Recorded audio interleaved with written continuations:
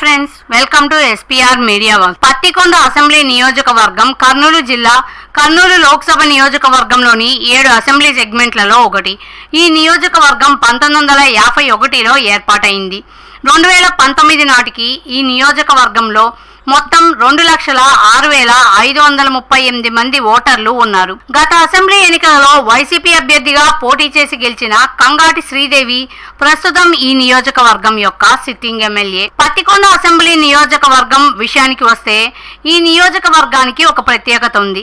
ఒకప్పుడు కాంగ్రెస్ కమ్యూనిస్టుల మధ్య జరిగిన ఆధిపత్య పోరులో ఇరు పార్టీలకు చెందిన నేతలు పత్తికొండపై పెత్తనం చెలాయించేందుకు పోటీ పడ్డారు. గెలిచిన అభ్యర్థి ఓడిన అభ్యర్థిపై పగ తీర్చుకోవడం ఆనవాయితీగా వస్తుంది.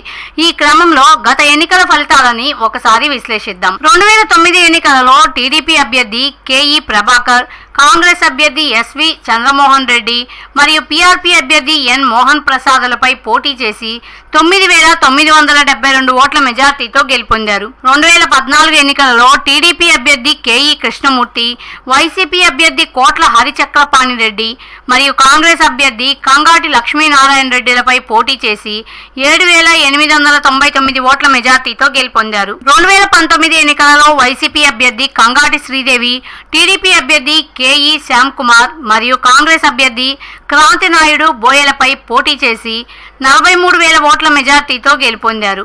2024 ఎన్నికలలో వైసీపీ అభ్యర్థి కంగాటి శ్రీదేవి, టీడీపీ అభ్యర్థి కేఈ శ్యామ్ కుమార్ మరియు సిపిఐ అభ్యర్థి పి రామచంద్రయ్యల మధ్య పోరు జరగనుంది.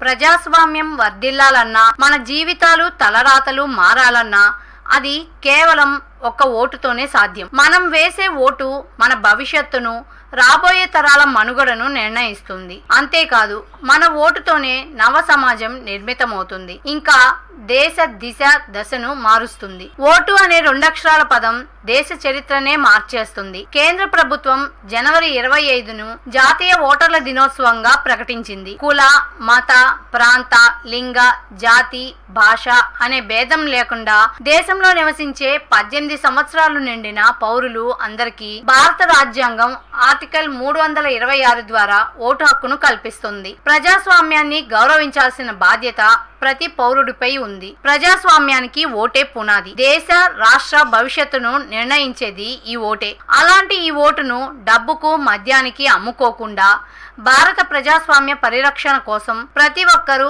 తప్పనిసరిగా తమ ఓటు హక్కు వినియోగించుకోవాలి.